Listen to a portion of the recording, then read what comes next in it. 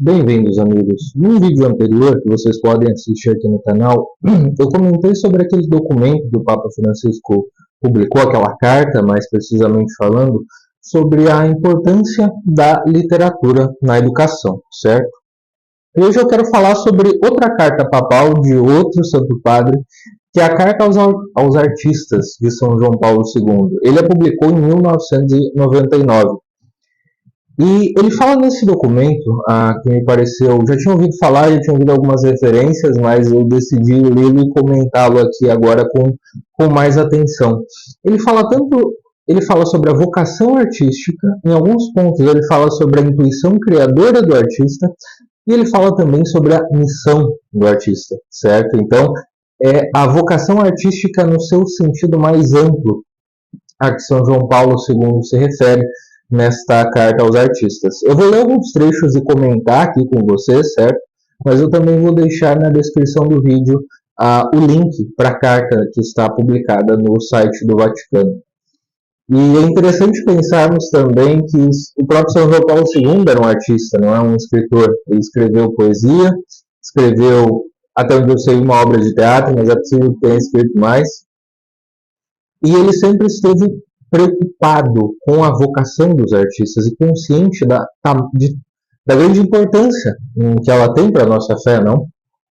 Assim como Paulo VI também teve consciência disso, escreveu sobre isso, escreveu bem sobre a importância do papel dos artistas na fé.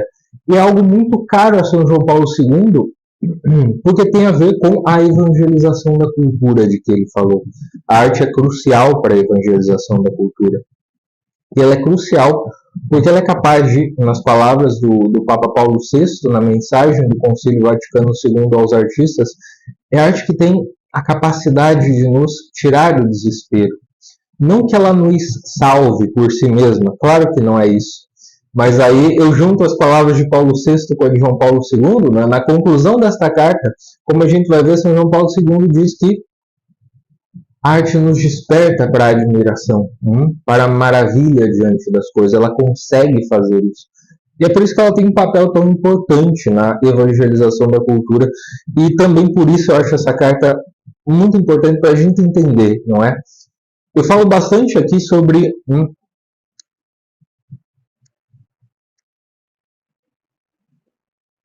o artista e o escritor, em especial, de como ele precisa se ater aos limites e, consequentemente, às possibilidades da sua obra de arte. Não é?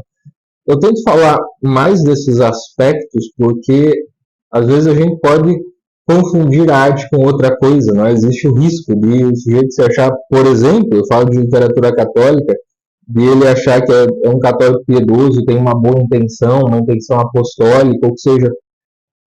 E por mais sincera que seja ela, não é suficiente para que ele faça uma boa obra de arte. Ele tem que se ater aos limites da sua obra. E São João Paulo II enxerga isso, ele sabe disso. Sendo ele mesmo um artista, também um estudioso da arte. Mas não por isso ele deixa de tratar do aspecto da inspiração, a intuição artística propriamente falando. E como ela se relaciona, se assemelha com Deus, com a própria intuição criadora de Deus, que é uma intuição criadora amorosa, e já a gente vai ver também que tem uma diferença entre, claro, as subcriações humanas, para empregar a expressão do Tolkien, e a criação divina, propriamente falando. Mas tal como existe diferença, existe uma relação entre elas, essa relação do ser humano com Deus. Então, acho necessário também, como eu já enfatizei sobre a necessidade de conhecer os aspectos técnicos de cada uma das artes e da literatura em especial, mais especificamente aquilo que eu falo que é o romance, também é necessário pensarmos na vocação artística diante de Deus, no que ela significa. E a carta de São João Paulo II nos ajuda muito nisso, certo? A primeira coisa é que ele começa citando o Gênesis. A epígrafe da sua carta é o Gênesis capítulo 1, versículo 31. Deus, vendo toda a sua obra, considerou-a muito boa. Deus teve um olhar contemplativo para a sua obra, um olhar de beleza para a obra da criação. E aí diz São João Paulo II, ainda no ponto número 1 da carta. A página inicial da Bíblia apresenta-nos Deus quase como um modelo exemplar de toda pessoa que produz uma obra. No artífice, reflete-se a sua imagem de Criador. Então ele faz a distinção que Deus é quem cria do nada, não é? E o ser humano, claro que não. O ser humano toma materiais prontos, toma os conhecimentos do seu ofício, da sua arte, né? E consegue, a partir desses conhecimentos e da sua habilidade, transformar aquela matéria numa obra de arte. Mas essa obra de arte, ela de algum modo tem uma relação com o poder criador de Deus, ainda que não seja o mesmo. E ele fala, não é, no mesmo ponto, mas no parágrafo seguinte, que o artífice, ao contrário de Deus, utiliza algo já existente, a que dá forma e significado. Este modo de agir é peculiar ao homem enquanto imagem de Deus. Ou seja, o artista, quando exerce a sua vocação, ele está realizando, ele está abraçando a imagem de Deus. Porque, de algum modo, ele está tentando ser, na sua imperfeição, nos seus limites, a sua ambição é ser perfeito como o Pai dos céus é perfeito. Né? É isso que ele quer fazer, embora não consiga. E a sua criação também é um ato de amor que transborda o seu próprio ser, dá um testemunho de quem ele é, claro, mas que transborda o seu próprio ser. Por isso que a obra de arte, digamos, precisa parar em pé sozinha. A gente não tem que ficar sabendo, acho que já mencionei isso em algum vídeo também, os detalhes íntimos da vida do autor, não sei o que, não sei o que. Bom, talvez a vida do autor seja interessante para isso, talvez a gente, se você tem vontade de escrever, é bom você conhecer a vida dos autores para conhecer as lutas pelas quais eles passaram, rotina de trabalho, tudo isso. Mas a vida do autor não é essencial para conhecermos a obra. Dito isso, é claro que o autor deixa uma marca na sua criação. Né? O seu estilo, os temas sobre os quais ele escreve, as histórias que ele conta, de algum modo são a sua marca. Né? E é nesse ato criador que ele abraça a sua imagem de Deus. Né? Nesse sentido, propriamente, ele está próximo, muito próximo, de seguir a vocação universal que todos fomos chamados, que é justamente de abraçar essa imagem de Deus em nós. Veja que interessante o raciocínio de São João Paulo II. Na criação artística, mais do que em qualquer outra atividade, o homem revela-se como imagem de Deus e realiza aquela tarefa, em primeiro lugar, plasmando a matéria estupenda da sua humanidade, e depois exercendo um domínio criativo sobre o universo que o circunda, que é só o ser humano. Pode ter essa intuição criadora e depois pode exercer o seu domínio dado por Deus ao ser humano, de modo criativo, de modo a transformar alguns aspectos da matéria com as suas habilidades, com a sua inteligência, com a sua vontade, para que elas se transformem em beleza. Ou melhor, para usar a expressão do Jacques Maritain, o artista engendra na beleza. Então, para que elas participem da beleza da criação de algum modo. Então, ainda que o artista não tenha consciência disso, nós já vamos chegar, porque São João Paulo II também fala da relação entre a arte e a fé, ainda que o artista não tenha essa intenção consciente ou a clareza de tudo isso, porque ele pode ser um grande mestre no seu ofício, sem conhecer, digamos, os fundamentos filosóficos do seu ofício, sem ser capaz de articulá-los em palavras, o que não é, aliás, não é uma coisa tão comum que os artistas consigam fazer. Hoje em dia, a gente pode reclamar, e até com razão, não é? Da espécie de culto à feiura que existe e tudo mais, e são essas obras que não são de arte, mas de protesto à arte, de violação da arte, que tem os holofotes, é verdade, mas por outro lado nós vemos em uma porção de autores uma consciência muito grande tanto do ofício quanto da sua vocação. Alguns dos autores que eu já mencionei aqui, tratando de literatura católica contemporânea, me parecem que são um ótimo exemplo disso. Um pintor que eu admiro muito, que é o mestre James Patrick Reed, um pintor dos Estados Unidos, é alguém que conhece profundamente tanto o ofício quanto a sua vocação. Então vejam, num tempo em que a gente infelizmente vê coisas assim, que atentam contra a beleza, não é? Atentam contra a verdadeira vocação artística e até mesmo contra o ofício, que, enfim, muitos artistas aí com holofotes não sabem nem sequer os rudimentos do ofício, de que eles se dizem representantes. Há muita coisa boa acontecendo, há muita gente realmente boa ainda criando belas obras de arte muito boas. E a gente precisa ter isso em mente, conhecer e ir atrás. Não adianta a gente só ficar criticando nessa posição defensiva, nessa posição do subsolo, não é? Mas é importante que a gente conheça as coisas belas e, consequentemente, boas que estão sendo feitas no nosso tempo. E que, em alguma medida, seguem este chamado aqui que São João Paulo II coloca na carta aos artistas, certo? Ele também faz uma relação interessante, que eu quero abordar em outro momento. Eu já falei em alguma medida, mas, assim, eu acho que falei pouco dela.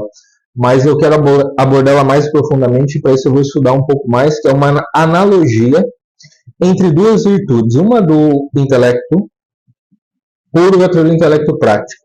Do intelecto contemplativo e do intelecto prático, que são a prudência e a arte, certo?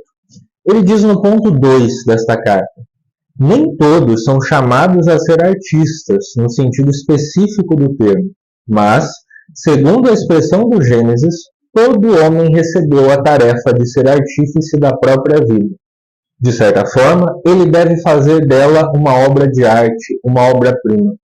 E aqui não tem como não pensar em Platão e nos discursos atribuídos a Sócrates, não é?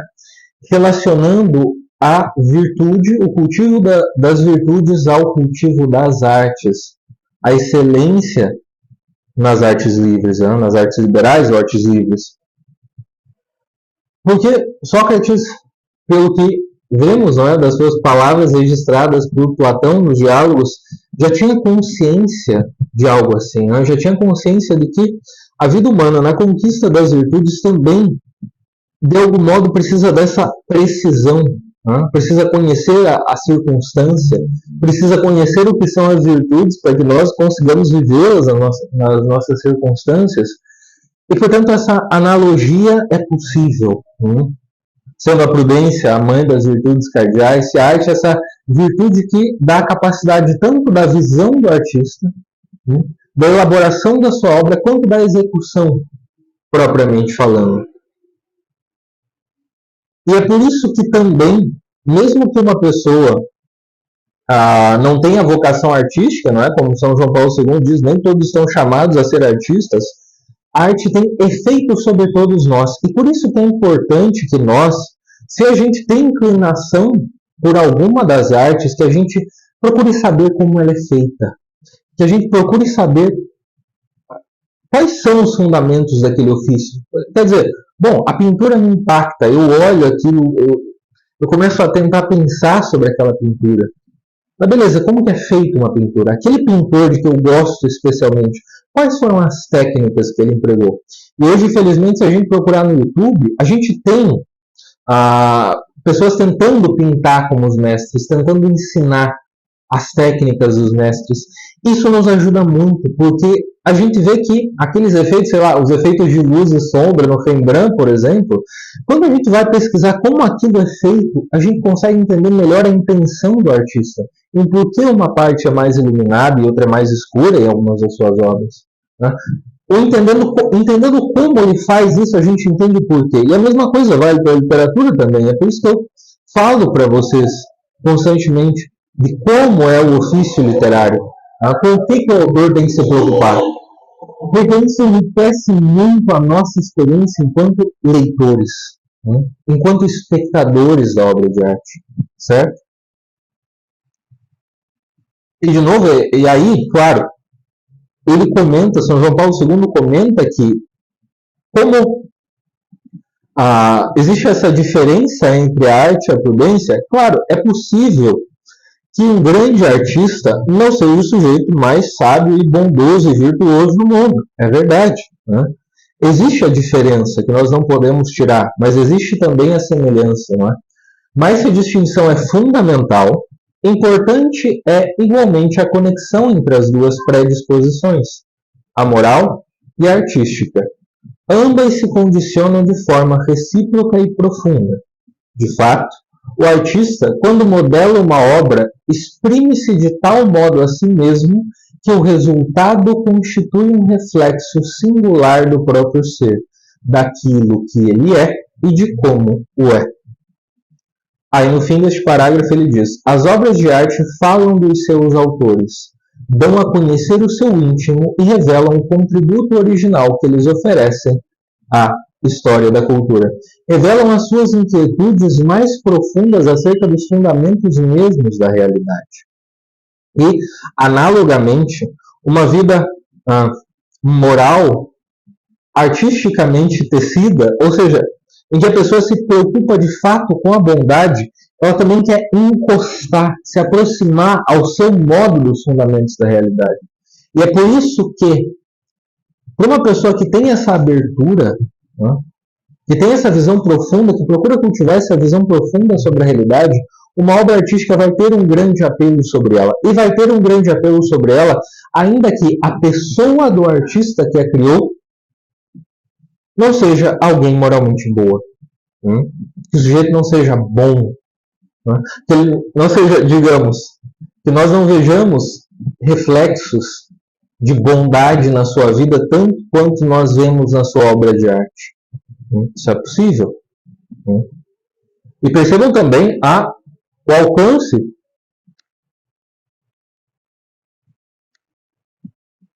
e aqui eu já vou antecipando parte do que São João Paulo II falou, o alcance espiritual da obra de arte.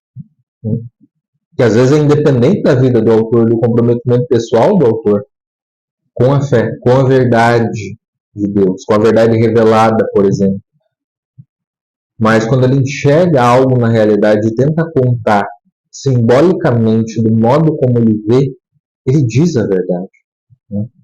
Uma verdade que pode abrir os nossos olhos. E aí, com outras fontes, nós podemos talvez chegar mais fundo.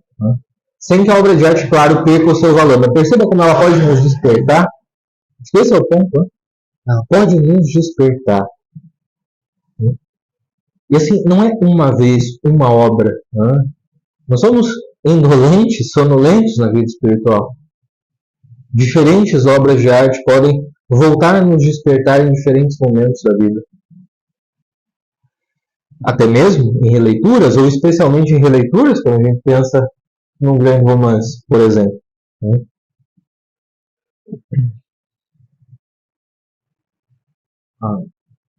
Ele fala também da intuição artística diante da própria criação.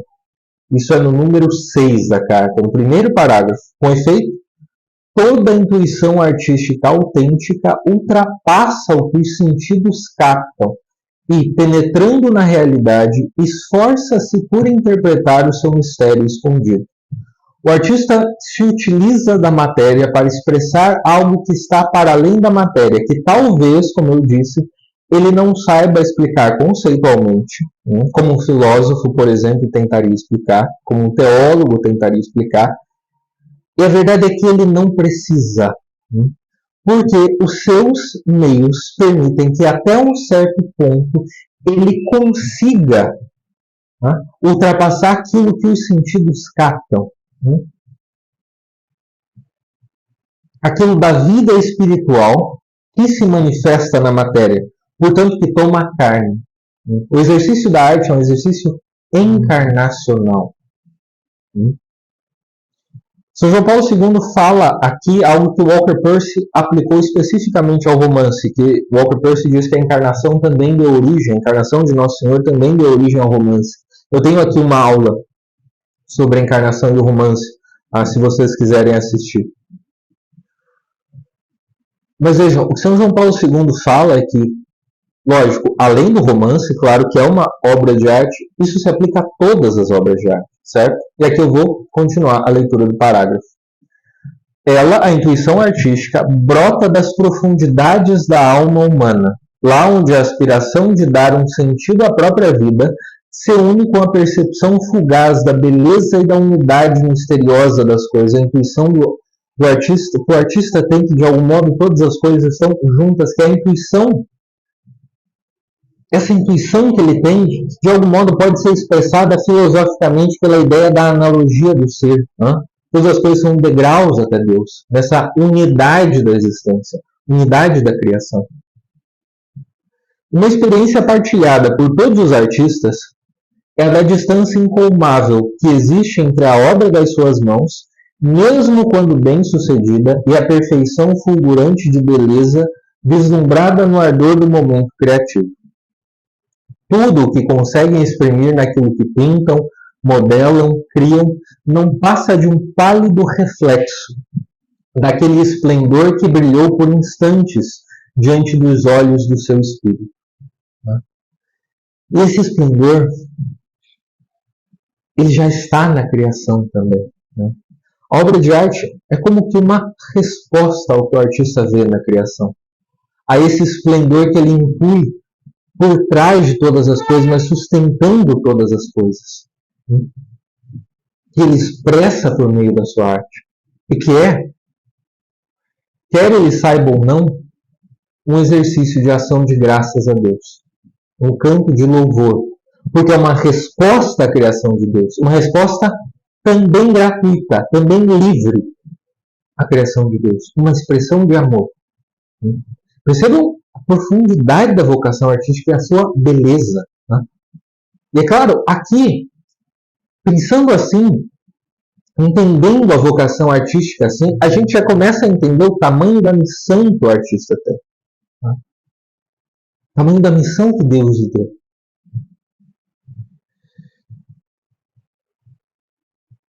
Toda forma autêntica de arte, isso é no fim do número 6, é, a seu modo, um caminho de acesso à realidade mais profunda do homem e do mundo, e, como tal, constitui um meio muito válido de aproximação ao horizonte da fé, onde a existência humana encontra a sua plena interpretação. Veja, é uma aproximação ao horizonte da fé. O personagem do romance, como disse Walker Percy, que eu volto a citar, é um peregrino que busca e encontra. Ele busca e encontra onde? No seu cotidiano. A sua peregrinação é o seu cotidiano. Portanto, o romance que conte essa história honestamente, ainda que o seu autor não tenha fé, vai se aproximar da fé. E aqui eu remeto a outro vídeo, em que eu comentei o sermão de exposições para a fé de São John Henry Newman. Um dos aspectos centrais na contemplação da obra de arte, é que todos nós temos acesso, mediante, claro, nosso esforço, é essa abertura da imaginação e da consciência para a revelação. Que, claro, é a revelação que responde, que interpreta as nossas verdadeiras inquietudes. Mas se nós estivermos fechados demais até para a realidade ao nosso redor, porque fundamenta a realidade ao nosso redor, seus aspectos mais profundos, como é que nós vamos nos abrir para algo que vem de cima? Para algo que é muito mais profundo do que a própria realidade, porque a fundamenta. Então que nós precisamos desse olhar para a criação, que o artista consegue nos dar. De dar o caminho de acesso à realidade mais profunda do homem e do mundo. E claro, como não podia ser diferente, São João Paulo II fala da relação entre a encarnação e a arte, não? Aqui no fim do parágrafo 7º, ele fala dos primórdios, aí ele fala do Concílio de Nicéia de 787, que resolveu a querela iconoclasta a favor da representação, da possibilidade de representação dos ícones, não é? De Nosso Senhor. O argumento decisivo a que recorreram os bispos para debelar a controvérsia foi o mistério da encarnação. Se o Filho de Deus entrou no mundo das realidades visíveis, lançando pela sua humanidade uma ponte entre o visível e o invisível, é possível pensar que, analogamente, uma representação do mistério pode ser usada pela dinâmica própria do sinal, como evocação sensível do mistério. O ícone não é venerado por si mesmo, mas reenvia ao sujeito que representa. E é isso que uma obra de arte faz. Ela nos remete, ela nos reenvia ao seu fundamento. Porque nós, talvez pela nossa limitação, em parte pela ferida do pecado original, por uma série de coisas, nós não conseguimos perceber essa unidade de toda a criação ao mesmo tempo que nos eleva a Deus. Nós temos como que vislumbres fugazes disso. E é difícil que nós treinemos os nossos olhos para enxergar isso no cotidiano, na nossa vida, embora seja possível. É difícil, mas não é impossível. E o artista consegue nos trazer esse vislumbre contando uma história, seja por uma música, por uma pintura. Sempre tem ali uma história sendo contada com um conjunto de símbolos que o artista emprega, que são as palavras, as formas, o seu estilo, a história que ele decidiu contar, o lugar em que essa história se passa. No caso do pintor, as cores, os jogos de luz e sombra, tudo isso nos remete a essa ordem que parece que está quase ao nosso alcance sempre, que no entanto nos escapa e que nós estamos buscando. Esse concerto, essa harmonia da criação,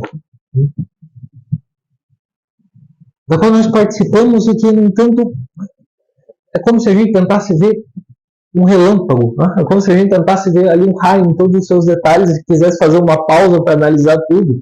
Aquela iluminação no meio da noite, por exemplo, ele não consegue. O artista nos traz algo disso, ele nos traz com um pouco mais de tempo. Ele traz para dentro do tempo essa abertura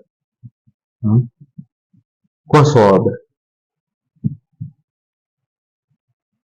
E é por isso que a arte autêntica tem abertura para a fé. Ela contém essa abertura, essa possibilidade. Veja, de São João Paulo II, no número 10 da sua Carta aos Artistas. Mesmo fora das suas expressões mais tipicamente religiosas, a arte mantém uma afinidade íntima com o mundo da fé. De modo que, até mesmo nas condições de maior separação entre a cultura e a igreja, é precisamente a arte que continua a constituir uma espécie de ponte que leva à experiência religiosa. Enquanto busca do belo, fruto de uma imaginação que voa mais acima do dia a dia, a arte é, por sua natureza, uma espécie de apelo ao mistério. Mesmo quando perscruta as profundezas mais obscuras da alma, ou os aspectos mais desconcertantes do mal, o artista torna-se, de qualquer modo, voz da esperança universal de redenção. Por quê? Porque ele está abrindo, ele está levantando as suas mãos para a redenção. Ainda que essa obra de arte trate do problema do mal com uma crueldade incrível, ainda que o artista, pessoalmente falando, não tenha esperança, a sua obra de arte é um canto pela esperança, um grito pela esperança. É como uma obra profética. Toda verdadeira arte tem algo de profético. E aqui, de profético, eu quero dizer, em relação ao Antigo Testamento, daqueles que pediam a vinda do Messias. Porque esse encontro com o Nosso Senhor ele tem que ser atualizado em todas as vidas. Portanto, é natural que o artista expresse essa inquietude. Quando ele olha para a realidade, ele vê essa carência, essa falta, esse buraco que só um Deus pode preencher.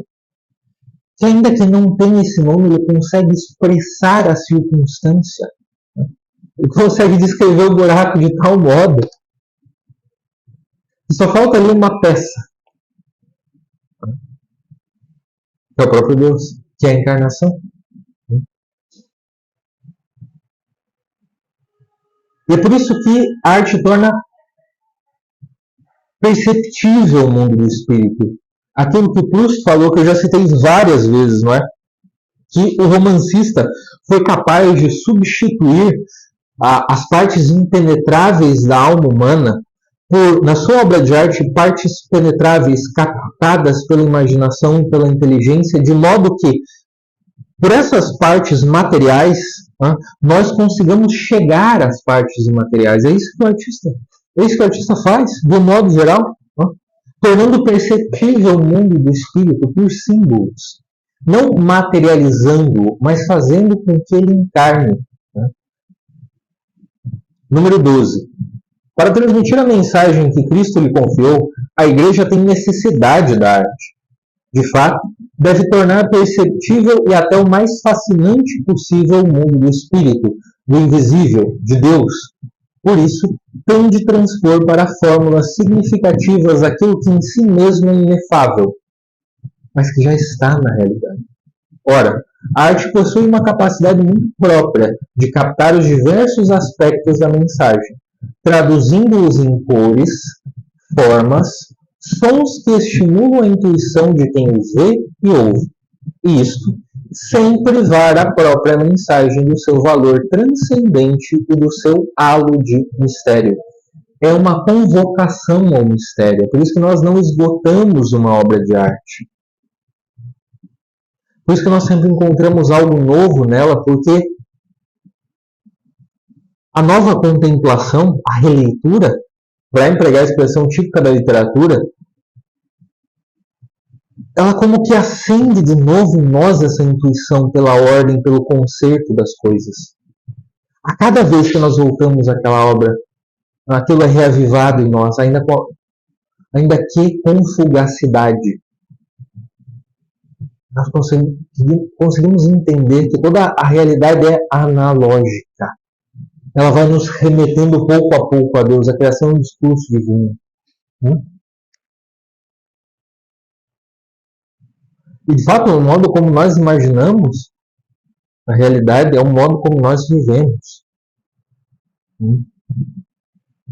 O ceticismo se pretende profundamente racional, o materialismo se pretende profundamente racional, mas não passam de duas estruturas imaginativas que recortam algo da realidade, simplesmente porque nós não vemos. Simplesmente porque não queremos enxergar. E a arte, valendo-se de aspectos materiais, ela é antimaterialista por excelência. Percebam, reitero, como ela prepara a nossa imaginação e a nossa consciência para a abertura da fé. Deus, imaterial, se fez carne. O imaterial entrou na matéria. Elevou-a. No fim do número 13, a verdade é que o cristianismo, em virtude do dogma central da encarnação do Verbo de Deus, oferece ao artista um horizonte particularmente rico de motivos de inspiração.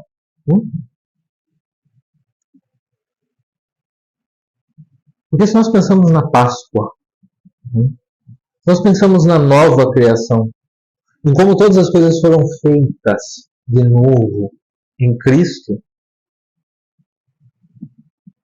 isso é uma profundidade de cada coisa no nosso cotidiano. E aí que o Walker Percy de novo tem razão ao dizer que, olha, a doutrina católica, a encarnação, especificamente, é como dinheiro na conta do romancista. É muito dinheiro na conta que ele tem para trabalhar, é muito material. Porque, de fato, tudo artisticamente bem trabalhado pode se tornar material. Porque todas as coisas fazem parte da criação. Nada escapa à providência divina. Portanto, há sinais de Deus em todas as partes, em todos os acontecimentos. Que grande empobrecimento de São João Paulo II na conclusão do número 13 seria para a arte o abandono desse manancial inexaurível que é o Evangelho. Joshua Crane falou isso. Quando eu comentei o livro dele sobre o realismo contemplativo, eu também mencionei, não é? Que muitos autores modernos se enganam ao dizer que Flaubert foi o primeiro a retratar o cotidiano. Na verdade, o cotidiano está retratado nos evangelhos. A importância do cotidiano e a narrativa correspondente a essa importância já está nos santos evangelhos.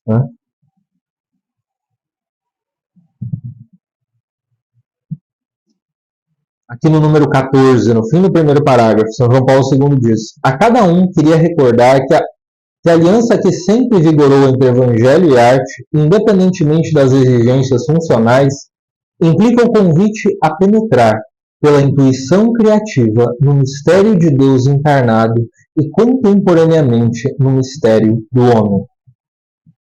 O mistério do homem que só pode ser verdadeiramente contemplado no mistério de Deus encarnado. Tá? Isso significa que, à luz do mistério de Deus encarnado, a obra de arte pode ser, humanamente falando, ainda mais profunda. Exemplos disso eu tentei trazer para vocês nas 12 aulas de introdução ao romance católico. Para ficar em 2 exemplos, O Poder e a Glória de Graham Greene, em que o sacerdote vai se conformando à imagem de Cristo ao longo do romance. Né? Ele vai se fazendo outro Cristo, à imagem do romance. E Bright Revista, quase me fugiu o título, do Ivan Lenoir, com a providência vai guiando tanto o Charles, o Sebastian, Lord Martin, Julia. O drama humano deles é muito mais profundo, muito mais belo, porque é contado à luz do mistério de Deus encarnado. E é claro que para o artista conseguir fazer isso, ele precisa ser muito bom. Ele precisa ser muito bom. E para conseguir fazer isso sem tentar dar um sermão, por exemplo, claro. E aqui de novo, vale repetir. A gente não está saindo do âmbito artístico, né? Técnico. Tudo isso aqui que eu estou falando sobre a vocação do artista, tudo que São João Paulo II falou sobre a vocação do artista, depende, né, da elaboração concreta, técnica, de cada arte, de cada artista, melhor dizendo, respeitando e seguindo os limites e, consequentemente, as possibilidades da sua arte. Porque essa é a maneira com que ele vai conseguir fazer essa vocação encarnar na vida dele. Do contrário, ele não vai conseguir. Ainda que ele seja piedoso, ele não vai conseguir. E São João Paulo II também fala da inspiração, não é? Da relação com o Espírito Santo. O fim do ponto 15 é praticamente uma oração. Eu vou ler inteiro para vocês o último parágrafo. Queridos artistas, como bem sabeis, são muitos os estímulos interiores e exteriores que podem inspirar o vosso talento. Toda autêntica inspiração, porém, encerra em si qualquer frêmito daquele sopro com que o Espírito Criador permeava já desde o início a obra da criação. Presidindo as misteriosas leis que governam o universo, o sopro divino do Espírito Criador vem ao encontro do gênio do homem e estimula sua capacidade criativa, porque, de novo, a gente está tocando no fundamento da realidade. E quem é o fundamento da realidade? O próprio Deus, por meio do Espírito Santo. É o sopro do Espírito Santo que está na criação de todas as coisas. E se a obra de arte manda uma resposta, uma ação de graças à criação divina, quando verdadeira, quando boa enquanto obra de arte, o Espírito Criador está presente de algum modo nela também. Abençoa-o com uma espécie de iluminação interior que junta a indicação do bem a do belo e acorda nele as energias da mente e do coração, tornando-o apto para conceber a ideia e dar-lhe forma na obra de arte. Fala-se então justamente, embora de forma analógica, de momentos de graça, porque o ser humano tem a possibilidade de fazer uma certa experiência do absoluto que o transcende. Outro dia eu estava traduzindo uma daquelas entrevistas do Joseph Pearson, né? E ele mencionou um poema do Samuel Taylor Coleridge. Agora eu não lembro o título, mas eu vou pesquisar, depois eu vou passar para vocês, em que o poeta está num vale suíço e ele vê o sol nascer, né? Ele vê o alvorecer. Então ele vê a noite indo embora, ele vê a aurora brotando, né? Ele vê toda a luz que o sol joga sobre, né, aquele lugar de que ele tanto gostava. E ele consegue, de algum modo, imortalizar essa experiência. Não necessariamente a experiência, mas, de novo, ele consegue transmitir um pouco daquela fugacidade da beleza que ele viu, a fugacidade do fundamento da realidade. Porque toda aurora é uma aurora da criação, é uma aurora do mundo. Nós sempre, tal como São João, no primeiro capítulo do seu Evangelho, devemos nos remeter à criação, ao Gênesis. E depois, claro, voltarmos a São João. Isso vale para as nossas vidas, né, para o Gênesis das nossas vidas, como para o Gênesis de cada um dos nossos dias. Em que há, conquanto não percebamos também esses lampejos da beleza. Que algumas vezes, como o Coleridge conseguiu fazer, nós percebemos isso. Né? E que o artista percebe e relata, testemunha. Ele também é uma testemunha disso. E aí ele tem um momento de graça, não é? E claro, um mundo como o nosso, em que a nossa imaginação e o nosso modo de viver é pobre, em que os nossos olhos estão fechados, em que a gente está cansado, árido, seco, desencantado. É a beleza da arte que é capaz de despertar em nós aquilo que Aristóteles disse que era o fundamento da filosofia, o espanto ou a admiração pelas coisas, pelo fato de que as coisas sejam como são, que a realidade contenha em si toda essa profundidade que se manifesta para nós através dos nossos sentidos, daquilo que nós conseguimos perceber. Percebemos que há algo com os nossos sentidos e percebemos que há algo mais profundo quando nos detemos a contemplar aquele aspecto da realidade que nos chama a atenção, como fez o Coleridge no seu poema. Últimas duas linhas do ponto 16, do número 16 da carta. Diante da sacralidade da vida do ser humano, diante das maravilhas do universo, o assombro / admiração / espanto é a única atitude condigna.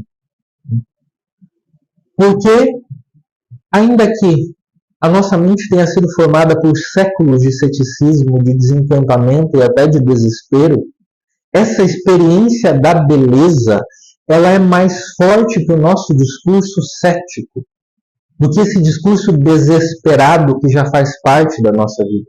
Portanto, ela é capaz de nos fazer voltar à admiração, né? Que pode despertar uma vocação pelo amor à sabedoria, por exemplo. Começando pela arte, sim. Acabei de ler a última linha do primeiro parágrafo do ponto 16. Agora eu vou ler mais para frente. Outro parágrafo. A beleza é a chave do mistério e apelo transcendente. É convite a saborear a vida, e sonhar o futuro. Para isso. Por quê? Porque as duas coisas assim, têm uma continuidade.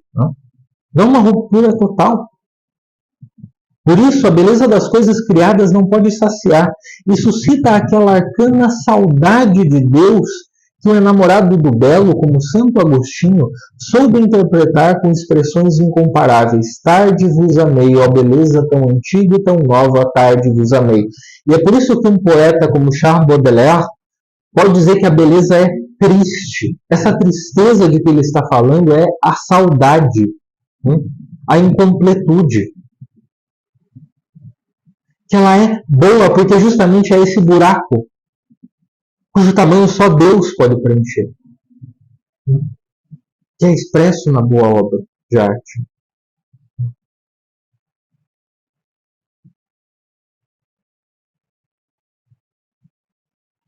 E é nessa circunstância de desespero, de aridez, de tristeza, de cansaço e de um modo de vida que é resultado desse modo de perceber a realidade, é que nós, através da arte, como fruto da vocação do artista e das suas obras, podemos nos elevar, despertar esse sentido de admiração. E aqui ele cita, no fim da sua carta, um verso do poeta polonês Adam Mickiewicz, católico também. Eleva-se do caos o mundo do espírito. Eleva-se do caos o mundo do espírito. Do nosso caos. É possível que nós nos elevemos a partir dele, encontrando. Porque se nós percebemos o caos, se nós entendemos que falta algo, É que, no fundo, na nossa consciência, a gente sabe ou intui que existe uma ordem. O caos só faz sentido na sua oposição à ordem. Por isso que o nosso desespero não senta bem, o cansaço não senta bem, a tristeza não senta bem. Que são polos opostos de uma tranquilidade, de uma paz, de uma ordem, de uma beleza de que nós sentimos saudade. E é por isso que o mundo do espírito pode se elevar a partir desse nosso caos. A partir destas palavras, prossegue São João Paulo II, que Adam Mickiewicz escrevera numa hora de grande aflição para a pátria polonesa, invasão da Polônia, formando um voto para vós, que a vossa arte contribua para a consolidação de uma beleza autêntica que, como revérbero do Espírito de Deus, transfigure a matéria, ou seja, passe por ela, mas não abdique dela, abrindo os ânimos ao sentido do eterno. A arte nos convoca que sejamos aqueles homens de boa vontade, a que tenhamos as disposições para a fé de que São John Henry falou. E aos que já temos a fé, isso vale muito para nós também. Que nós precisamos ser despertados todos os dias.